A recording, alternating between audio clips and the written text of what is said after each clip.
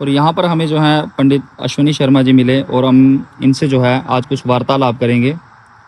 तो पंडित जी, हम आपसे जानना चाहते हैं, वर्ष भर में जो सावन का महीना होता है जो शिव भगवान को अति प्रिय है, और इस मास में कहते हैं कि शिव भगवान की कृपा प्राप्त होती है। शिव भगवान की पूजा करने से उनकी विशेष जो है अनुकंपा जो है हमारे पे बनती है। तो मैं आपसे जानना चाहता हूँ कि ये मास जो है कब से प्रारंभ हो रहा है और इसमें किस तरह से हम जो है भगवान को प्रसन्न कर सकते हैं, और किस प्रकार से जो है सोमवार के व्रत जो कहते हैं इसमें रखने का विशेष फल प्राप्त हो, तो वो सोमवार के व्रत जो है हमें कब से रखने चाहिए। सब भक्तों को जय श्री राम, हर हर महादेव। सावन का महीना शिव को अति प्रिय है, तो इस वर्ष सावन कृष्ण पक्ष जो है वो 11 जुलाई से प्रारंभ हो रहा है, और जो सावन महीने का पहला सोमवार है जो 14 जुलाई को जो पहला व्रत है सोमवार का वो शुरू हो रहे हैं। और सावन महीने में भगवान शिव की पूजा करने से पूर्ण फल की प्राप्ति होती है, अनंत फल की प्राप्ति होती है।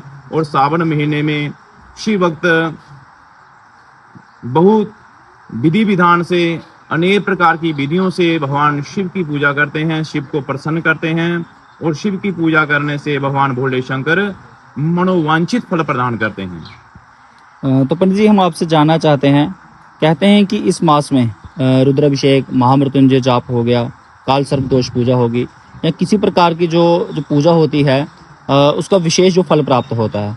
तो हम आपसे जानना चाहते हैं कि ये जो विशेष पूजा है ये व्यक्ति घर पे अकेले भी कर सकता है या किसी ब्राह्मणों के द्वारा ही जो पूजा पाठ करवाई जाती है, या फिर इसमें कोई विशेष जो है पूजन किया जाता है। देखिए, जैसे सावन महीने में विशेष भगवान का रुद्रा अभिषेक करने से कहते हैं कि जैसे मन की भावना लेकर आओगे भगवान का अभिषेक करेंगे वैसा फल हमें प्राप्त होता है।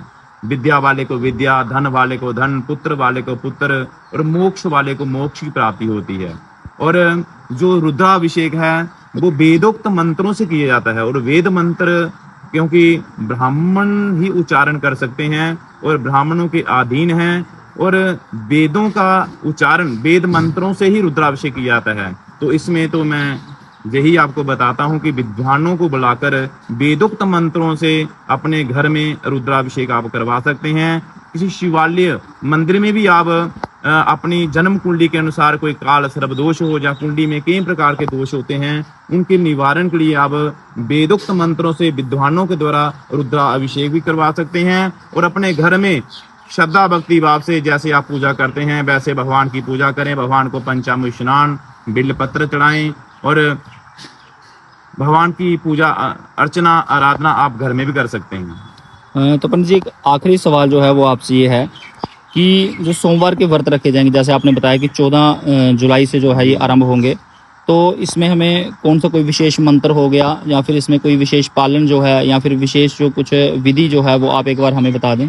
देखिए, जैसे आप अपने घर में भगवान को प्रातः काल भगवान की पूजा अर्चना करें, भगवान को पाद्य अर्घ आचमन स्नान करवाकर आप विशेष घर में ऐसे पंचामृत स्नान करके भगवान को वस्त्र, जगवीत, गंध, अक्षत, पुष्प, और विशेष ध्यान रखना है कि भगवान को बिल पत्र जरूर चढ़ाना है। कहते हैं त्रिधलम त्रिगुणाकारम त्रिनेत्रम त्रिदायुधम त्रिजन्म पाप संहारम एक बिल पत्रम शिवार्पणम, कि भगवान को शिव को एक बिल पत्र चढ़ाने से हमारे 3 जन्मों के पापों का संहार हो जाता है। और भगवान को शिव को बिल पत्र जरूर चढ़ाएं।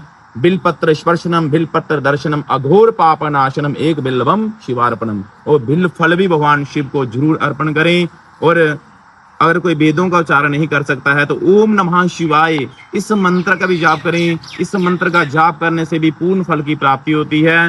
नहीं तो ओम त्र्यंबकम जजामहे सुगंधिम पुष्टिवर्धनम उर्वारुकमिव वंदनान मृत्युर्मुक्षमामृतात्, इस मंत्र का जाप करें। और भी अनेक मंत्र हैं, आप उनका भी जाप कर सकते हैं। लेकिन जो ज्यादा मंत्र नहीं पढ़ सकते हैं, ज्यादा उच्चारण नहीं कर सकते हैं, जो वेद नहीं पढ़ सकते हैं, वो ऐसे छोटे छोटे मंत्रों का अपने घर में उच्चारण करें और विधि पूर्वक पूजन अर्चना करें। तो पंडित, एक आखिरी सवाल था एक और, कि व्रत का जो नियम है वो कैसे है, कि हम उसमें क्या खा सकते हैं, क्या चीज वर्जित है, वो हम एक बार बता दें। देखियो, व्रत में क्या है कि व्रत में आपने अपना स्वस्थ देकर, शरीर देकर आपने व्रत रखना है। और व्रत में विशेष आपने ध्यान रखना है कि फलहार ही करना है। और कोशिश करनी है कि हो सके तो एक समय फलाहार करें और नमक रहित फलाहार करें। जय श्री राम। तो हर हर महादेव। ये हमारे साथ जुड़ चुके थे पंडित अश्विनी शर्मा जी, जिन्होंने हमें पूरी विधि बताई, मंत्रों के साथ हमें समझाने की कोशिश की किस प्रकार हम सावन का जो है वो पर्व मना सकते हैं और शिव प्रभु की जो है विशेष अनुकंपा प्राप्त कर सकते हैं।